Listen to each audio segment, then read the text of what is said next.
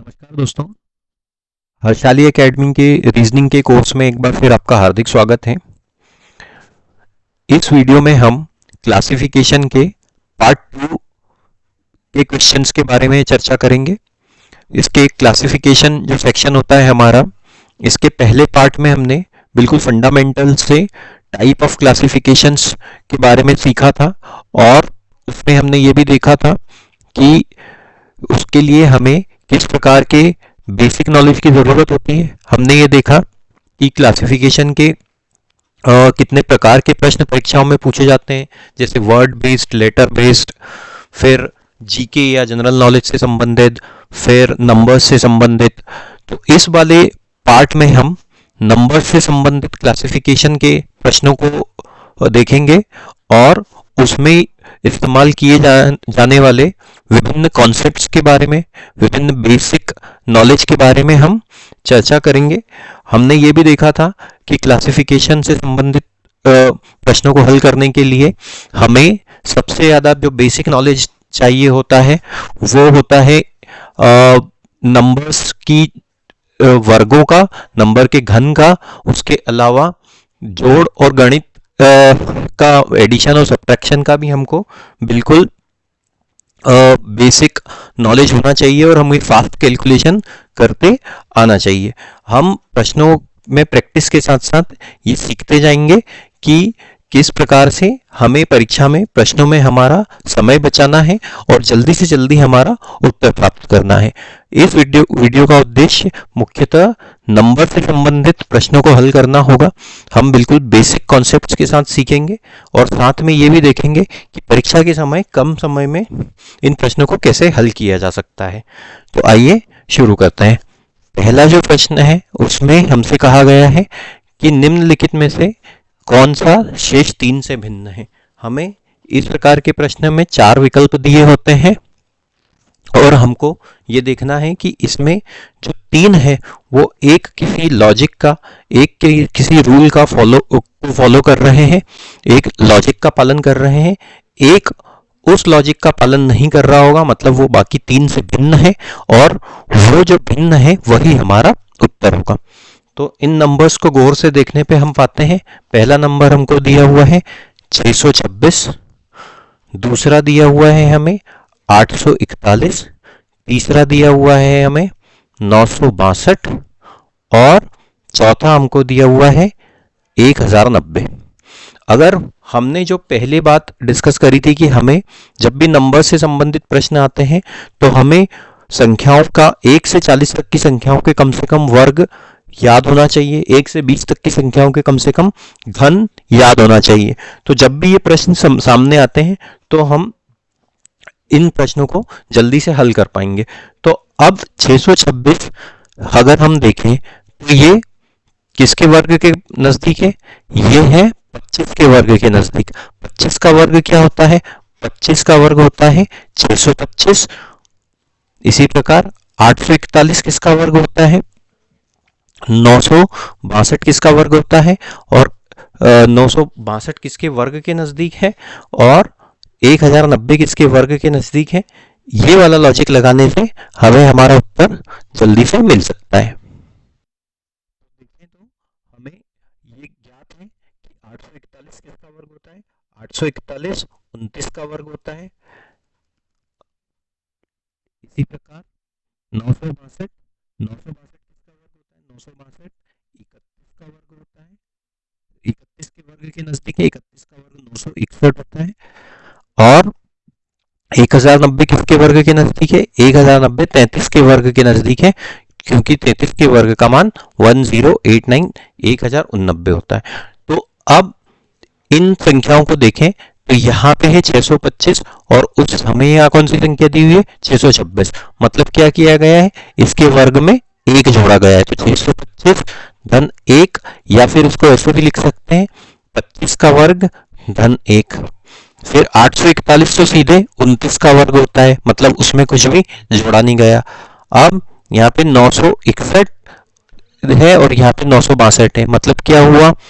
31 के वर्ग में 1 जोड़ दिया गया और इसी प्रकार यहाँ पे 33 के वर्ग में फिर से 1 जोड़ दिया गया। तो क्या यहाँ पे 841 इस नियम का पालन नहीं कर रहा है, क्योंकि ये इसका जो वर्गमूल है वो होता है 29। 841 का वर्गमूल होता है 29।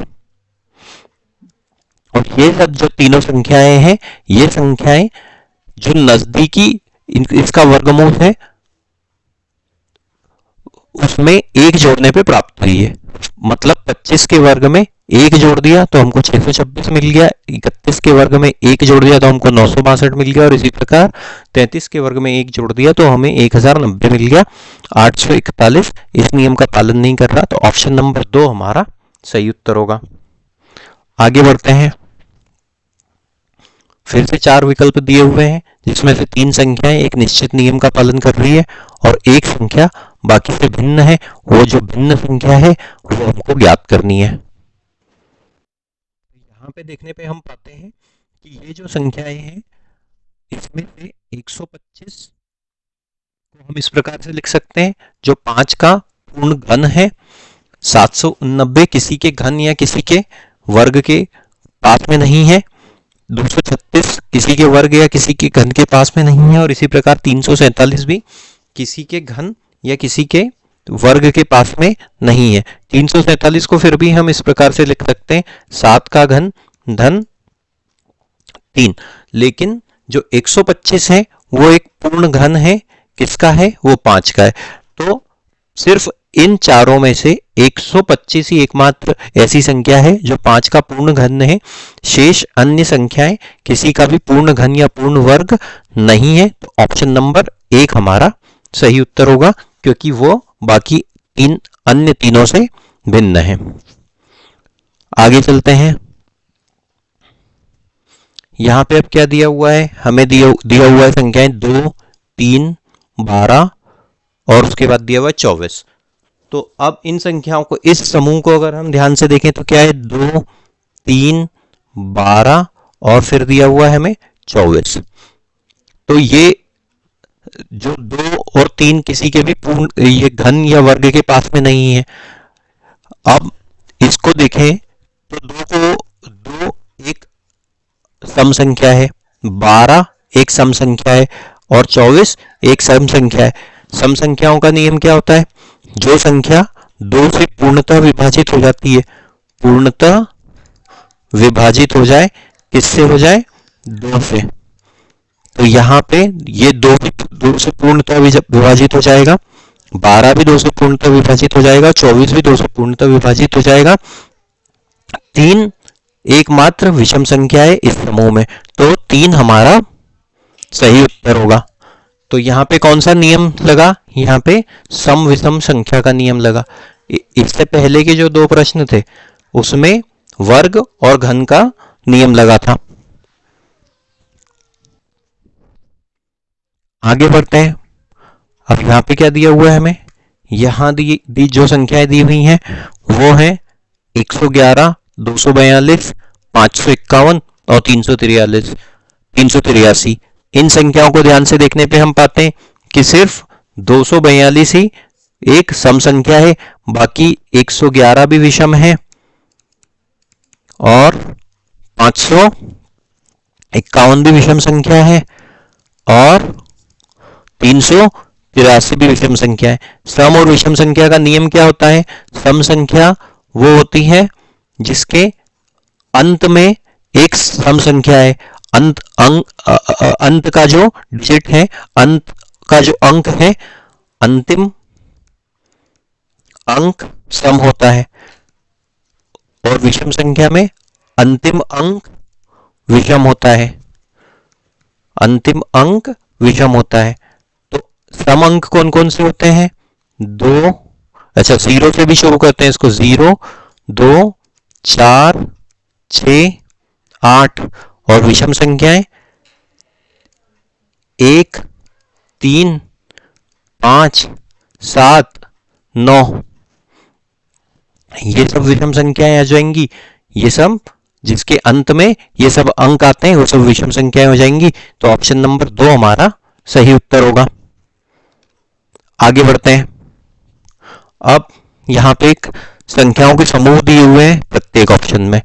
अब जब भी इस प्रकार के प्रश्न आते हैं, हमने इससे पहले नंबर सीरीज में भी ये काफी अच्छे से डिस्कस किया है, तो हमें जो संख्याओं के समूह हैं उन पे गौर करना चाहिए और संख्याओं के बीच का अंतर देखना चाहिए। जैसे यहाँ पे दिया हुआ 45, 6 और 7, मतलब ये वाला जो संख्या है वो इन दोनों की तुलना में काफी बड़ी है।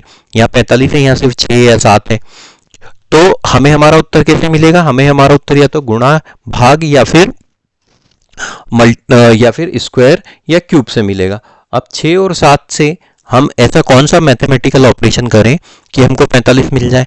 तो 6 और 7 का अगर हम गुणा कर दें तो हमको मिलता है 6 और 7 का अगर हम गुणा कर दें तो हमको मिलता है 42, और उसमें अगर हम 3 जोड़ दें तो हमको मिलता है 45। तो क्या लॉजिक लगा? जो दो छोटी संख्याएं हैं उनका गुणा किया गया और उसमें 3 जोड़ दिया गया। ये है ऑप्शन नंबर 1। अब ऑप्शन नंबर 2 में जाते हैं। यहाँ क्या दिया हुआ है? 15, 3 और 4। तो 3 और 4 का गुणा कर देते हैं तो हमको मिलता है 12, और अगर उसमें 3 जोड़ दें तो हमको मिलता है 15। यहाँ पे भी यही लॉजिक लगा हुआ है। ऑप्शन नंबर 3 में जाते हैं। यहाँ क्या लिखा हुआ है? 35, 5 और 6। 5 और 6 का गुणा कर दें अगर हम तो हमको मिलता है 30।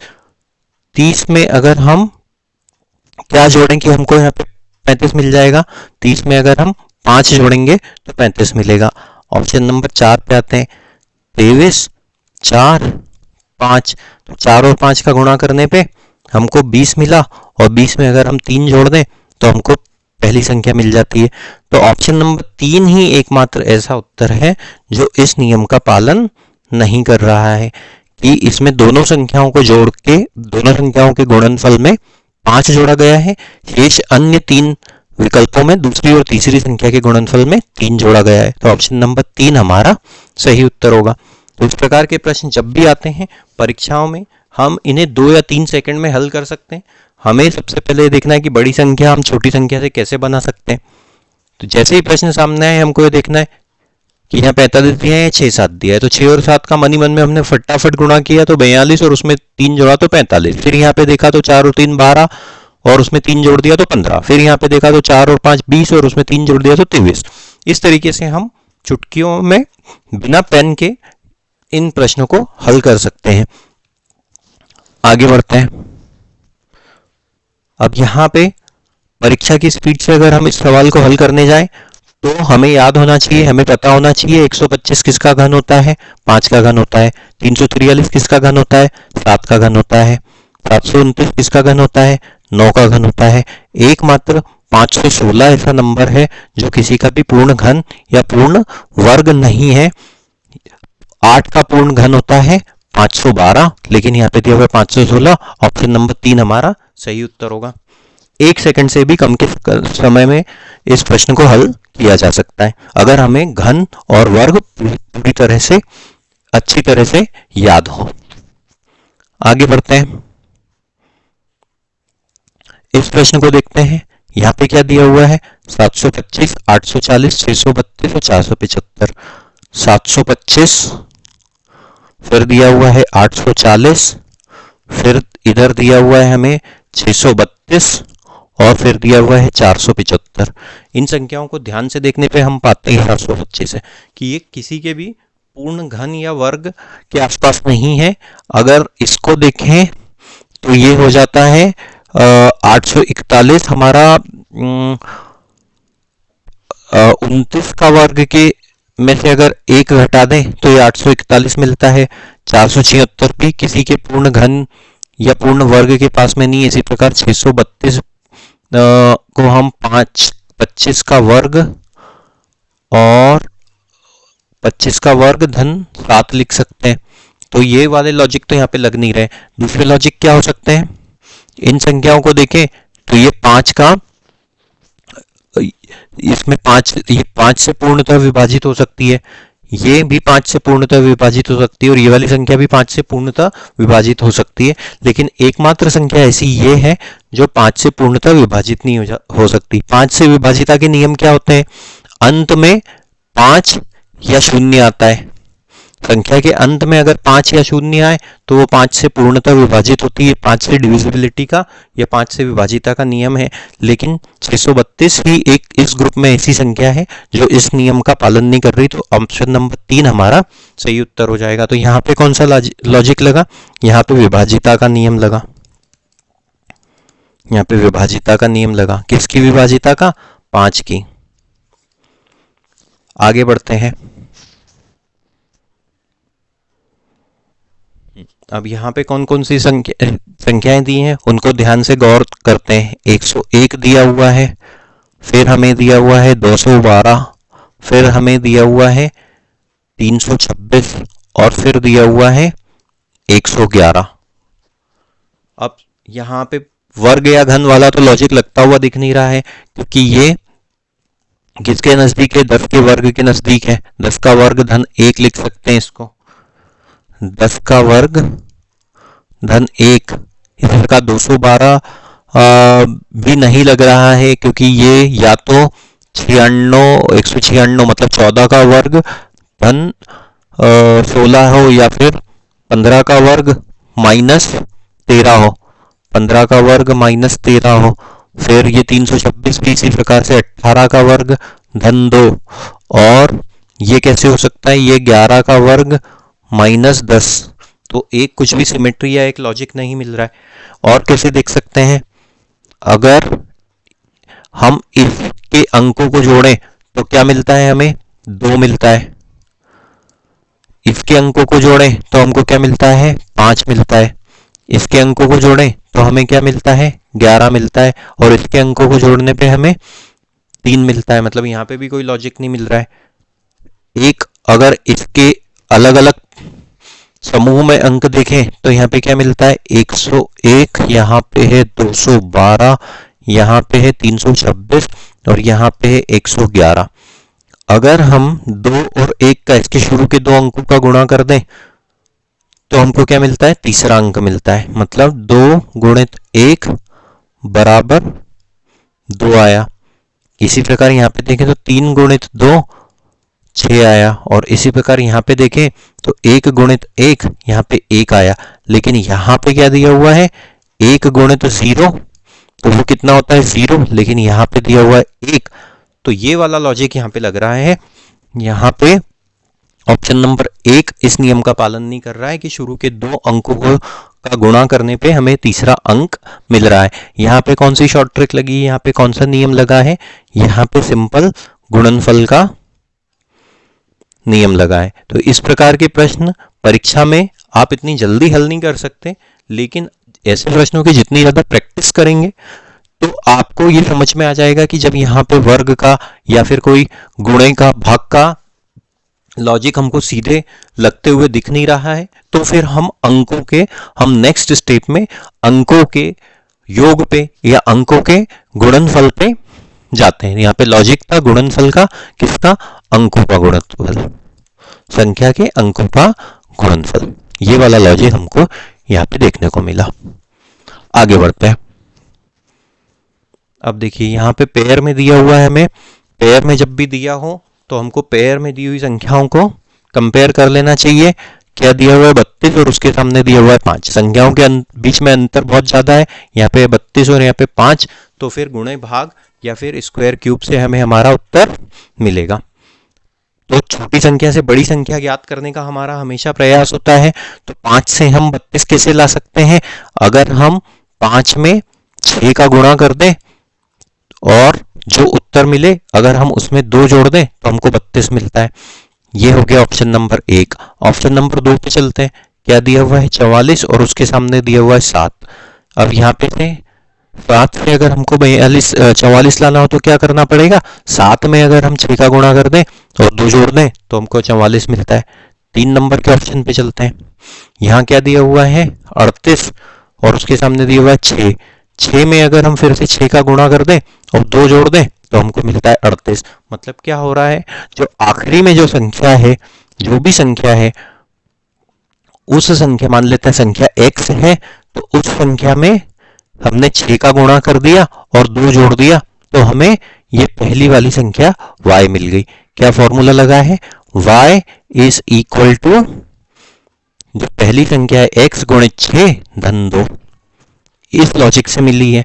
चौथी संख्या को देखते हैं। चौथी संख्या क्या है? 59 और 8 में अगर हम 6 का गुणा करेंगे तो हमको मिलेगा 48, और उसमें अगर हम 2 जोड़ देंगे तो मिलेगा 50, लेकिन यहाँ पे दिया हुआ है 59, तो ये इस नियम का पालन नहीं कर रहा है। ऑप्शन नंबर 4 हमारा सही उत्तर होगा। यहाँ पे हमने इस प्रकार के प्रश्नों को परीक्षा में हल करने के लिए मुश्किल से हमें 2 या 3 सेकंड लगने चाहिए। वो कैसे? कि जब भी ऐसा पेयर आपको सामने दिख रहा है, 32 के सामने 5 आया, 44 के सामने 7 आया और 38 के सामने 6 आया, तो हमको देखते से ही समझ में आना चाहिए कि 5 से 32 में कैसे बना सकता हूँ। तो 5 का 30, मतलब 6 का गुणा करा 2 बना दिया। 7 से 42 कैसे बना सकता हूँ? 6 का गुणा करा 2 जोड़ दिया।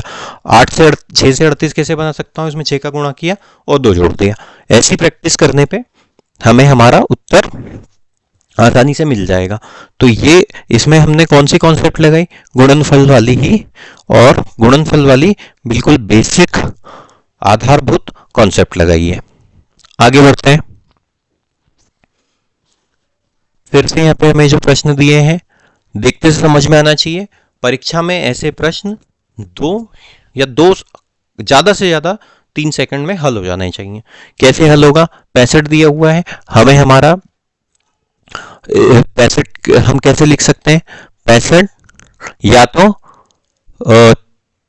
8 का वर्ग धन 2 है, या फिर धन 1 है, या फिर 4 का घन धन 1 है। इसी प्रकार 126 मतलब 5 का घन धन 1, 28 मतलब 3 का घन धन 1, लेकिन 216 मतलब 6 का घन -1। बस लॉजिक समझ में आ गया।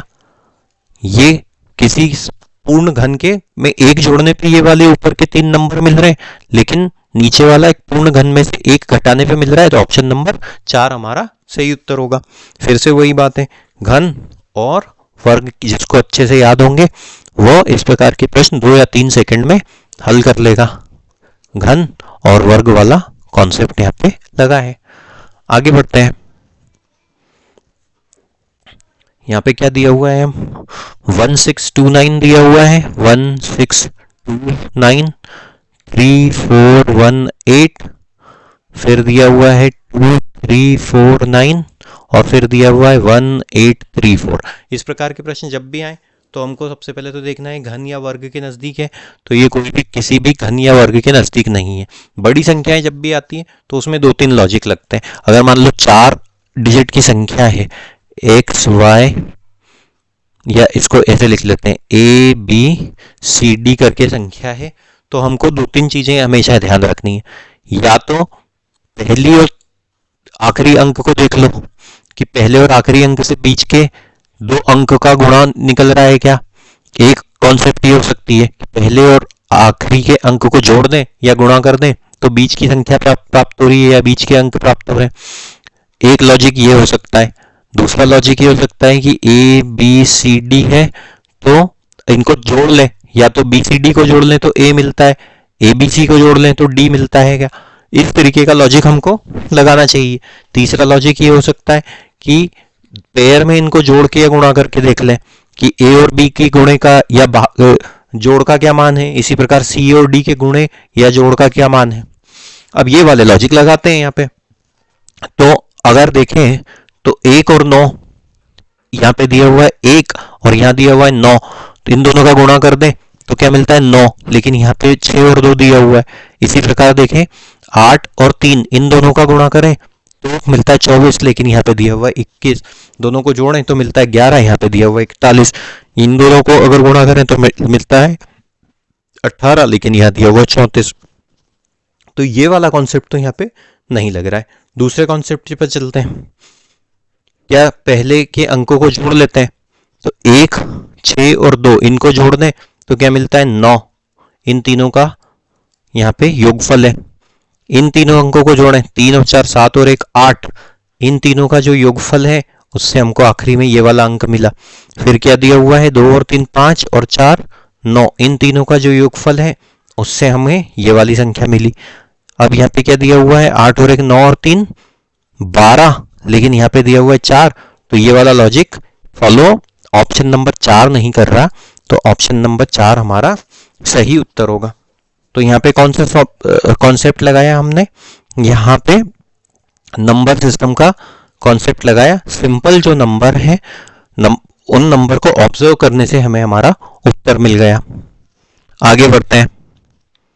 पेयर दिया हुआ है, पेयर दिया हुआ है तो फिर से अभी हमने जो कुछ प्रश्न पहले चर्चा करी थी, 5 से 30 लाना है भाई हमको। 5 से 30 कैसे ला सकते हैं, 5 से 30 लाने के लिए हमको 5 में 6 का गुणा करना पड़ेगा। एक चीज ये हो सकती है, या 5 का वो जो वर्ग है उसमें फिर से हम वही संख्या जोड़ दें। ये दो लॉजिक बनते हुए दिखते हैं यहाँ पे। अब क्या दिया हुआ है, 12 से 84 है, तो 12 से 84 है, इसको कैसे ला सकते हैं, तो 12 में अगर हम 7 का गुणा करें तो हमको 84 मिलता है। एकमात्र तरीका ये इसके गुणा करने से हमको दिख रहा है। फिर क्या दिया हुआ है, 11 के सामने दिया हुआ है 66, 11 से 66 कैसे ला सकते हैं, 11 में अगर हम 6 का गुणा कर दें तो हमको 66 मिल सकता है। और 8 के सामने दिया हुआ है 48, मतलब 8 में अगर हम 6 का गुणा कर दें तो हमको 48 मिलता है। तो क्या लॉजिक लगा है, पहली संख्या में 6 का गुणा करने पे दूसरी संख्या मिल रही पहले ऑप्शन में, तीसरे ऑप्शन में और चौथे ऑप्शन में, लेकिन दूसरे ऑप्शन में पहली संख्या में 7 का गुणा करने पे दूसरी संख्या मिल रही है, तो ऑप्शन नंबर 2 हमारा सही उत्तर होगा। परीक्षा में इस प्रकार के प्रश्न 2 या 3 सेकंड में हल होना चाहिए आइडियली। 5 में 6 का गुणा किया 30 मिल गया, 12 में 7 का गुणा कर गया 84 मिल गया, 11 में 6 का गुणा किया 66 मिल गया और 8 में 6 का गुणा किया 48 मिल गया। आगे बढ़ते हैं।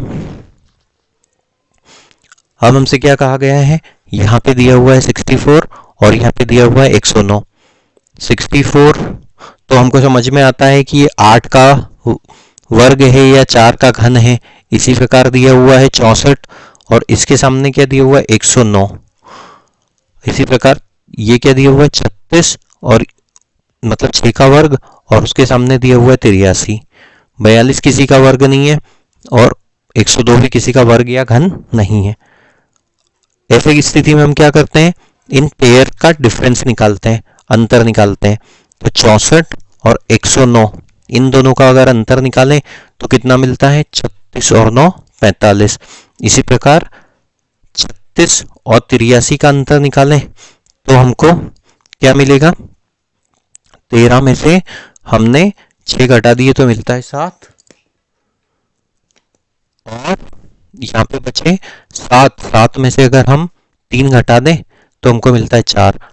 42 और 87 का क्या अंतर होता है, 7 में से 2 गए तो 5 और 8 में से 4 गए तो 5। और इसी प्रकार 102 में से 147 इनका अंतर निकालें तो क्या मिलता है 45। तो पहले, तीसरे और चौथे ऑप्शन में जो संख्याओं का अंतर है वो 45 है और दूसरे में 47 है, तो ऑप्शन नंबर 2 हमारा सही उत्तर होगा। आगे बढ़ते हैं। अब यहाँ पे फिर संख्याओं का समूह दिया हुआ है हमें। अब यहाँ पे संख्याओं का समूह दिया हुआ है जिसमें दिया हुआ है 1 11 और फिर 1111, फिर दिया हुआ है 2 22 और 4444, फिर 444 और 4444, 8 88 और 8888। वैसे तो देखने पे ही हमको समझ में आ रहा है कि इसका ऑप्शन नंबर 2 उत्तर होगा, लेकिन इसका लॉजिक भी हम समझ लेते हैं। तो इसका लॉजिक क्या है, अब देखते हैं। यहाँ पे 1 दिया हुआ है, फिर दिया हुआ है 11 और फिर दिया हुआ है 1111। अब पहली संख्या में अगर हम 11 का गुणा कर दें तो हमको ये वाली संख्या दूसरी संख्या मिलती है। और अब देखते हैं कि पहली संख्या में अगर हम 1111 का गुणा कर दें तो हमको तीसरी संख्या मिलती है। देखते हैं ऑप्शन नंबर 3 में भी यही है, ये मैंने ऑप्शन नंबर 1 देखा। ऑप्शन नंबर 3 में क्या दिया हुआ है देखते हैं, 4, फिर दिया हुआ है 44 और फिर दिया हुआ है 4444। पहली संख्या में हमने 11 का गुणा किया तो हमको 44 दूसरी संख्या मिल गई, और पहली संख्या में अगर हमने डबल वन का गुणा किया तो हमको तीसरी संख्या मिल गई। 4 में भी यही लॉजिक लगा हुआ है। देखिए 8 में अगर 11 का गुणा कर दें तो 88 मिलेगा, और 8 में अगर हम डबल वन का गुणा कर दें तो 88 मिलेगा। अगर ऑप्शन नंबर 2 इस लॉजिक का पालन नहीं कर रहा है तो ऑप्शन नंबर 2 हमारा सही उत्तर होगा। आगे बढ़ते हैं। अब यहाँ पे कौन सी संख्याएं दी हुई है? ऑप्शन नंबर 1 में दिया हुआ है हमें 121। इसके लिए हमें हमारा जो कुल समय है इस प्रकार के प्रश्न को हल करने के लिए वो होना चाहिए 3 सेकंड, 3 सेकंड या फिर उससे भी कम।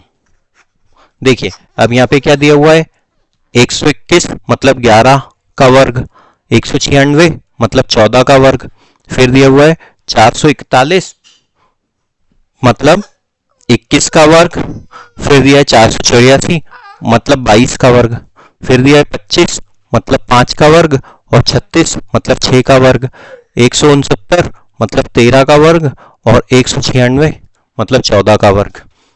यहाँ पे दिया हुआ है 11 से 14, यहाँ दिया 21 से 22, यहाँ दिया 5 से 6, यहाँ दिया 13 से 14। मतलब सिर्फ इस ऑप्शन में संख्याओं के बीच में जो अंतर है वो ज्यादा है, बाकी की संख्याओं में सिर्फ एक एक का अंतर है। तो ऑप्शन नंबर 1 हमारा सही उत्तर होगा।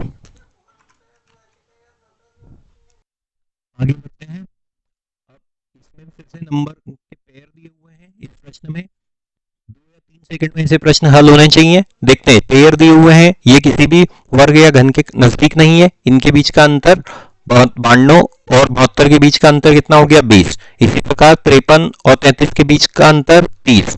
फिर क्या दिया हुआ है 129 और 90, इनके बीच का अंतर कितना हो गया 40। और इसी प्रकार 80 और 60 के बीच का अंतर हो गया 20। तो ऑप्शन नंबर 3 हमारा सही उत्तर होगा। कौन सा लॉजिक लगेगा यहाँ पे, कौन सा लॉजिक? देखिए कोई भी ये जो संख्याएं हैं किसी के भी वर्ग या घन के पास में नहीं है, तो हमने इनका सिंपल सा डिफरेंस निकाल दिया तो हमें हमारा उत्तर मिल गया। बिल्कुल बेसिक कॉन्सेप्ट डिफरेंस वाला। आगे बढ़ते हैं। यहाँ पे देखते हैं क्या है, यहाँ पे 8 से 49 दिया हुआ है। अच्छा, एक इससे पहले वाले प्रश्न में चलते हैं। संख्याओं के बीच के अंतर को हमको बहुत गौर से देखना चाहिए। यहाँ 72 और 92 के बीच में बहुत ज्यादा अंतर नहीं, संख्याएं एकदम से बड़ी या छोटी नहीं हो रही है। यहाँ पे भी देखिए 53 और 33 में भी बहुत ज्यादा अंतर नहीं है। लेकिन इस प्रश्न को अगर हम देखें तो इसमें संख्याओं के बीच में अंतर ज्यादा है। 8 के बाद सीधे 49 आ गया, 17 के बाद सीधे 256 आ गया, 14 के बाद 169 आ गया। तो यहाँ पे जो उत्तर आएगा वो डिफरेंस निकालने से नहीं आएगा, घटाव से या जोड़ से नहीं आएगा। यहाँ पे जो उत्तर आएगा वो या तो मल्टीप्लाई करने से आएगा या फिर घन से या वर्ग से आएगा। तो 8 से 49 हम कैसे ला सकते हैं? 8 से अगर हमको 49 लाना हो तो हम किस प्रकार से लाएंगे? अगर हम 8 में 7 का गुणा कर दें, अच्छा इसको 8 में अगर हम 7 का गुणा कर दें तो हमको 56 मिलेगा, लेकिन 56 और इसी प्रकार 8 में अगर हम 6 का गुणा कर दें और 1 जोड़ दें, इसको मैं यहां पे लिखता हूं, 8 में अगर हम 6 का गुणा कर दें और 1 जोड़ दें तो हमको 49 मतलब ये वाली संख्या मिल सकती है। दूसरे ऑप्शन में देखते हैं क्या लॉजिक है। 17 में अगर हम 6 का गुणा कर दें और 1 जोड़ दें तो हमको क्या 256 मिलता है? नहीं, ये तो 103 होता है। तो ये वाला लॉजिक तो यहाँ पे नहीं लगेगा। एक चीज जो हमें सीधे यहाँ पे हिंट दिख रही है वो ये है कि जो दूसरी वाली संख्या है वो हमेशा पूर्ण वर्ग ही है। तो 8 है और 49 को हम कैसे लिख सकते हैं? 7 का वर्ग। इसी प्रकार ये पहला ऑप्शन था। दूसरे ऑप्शन में 17 है और 17 में इसका वर्ग, ये 16 का वर्ग। तीसरे ऑप्शन में 14 और ये 13 का वर्ग, और चौथे ऑप्शन में 15 और ये 15 का वर्ग। तो यहाँ पे जो अंक दिया हुआ था, जो संख्या दी हुई थी, उसमें से एक छोटी संख्या का वर्ग सामने दिया हुआ है, लेकिन ऑप्शन नंबर 4 में ऐसा नहीं है। तो ऑप्शन नंबर 4 हमारा सही उत्तर होगा।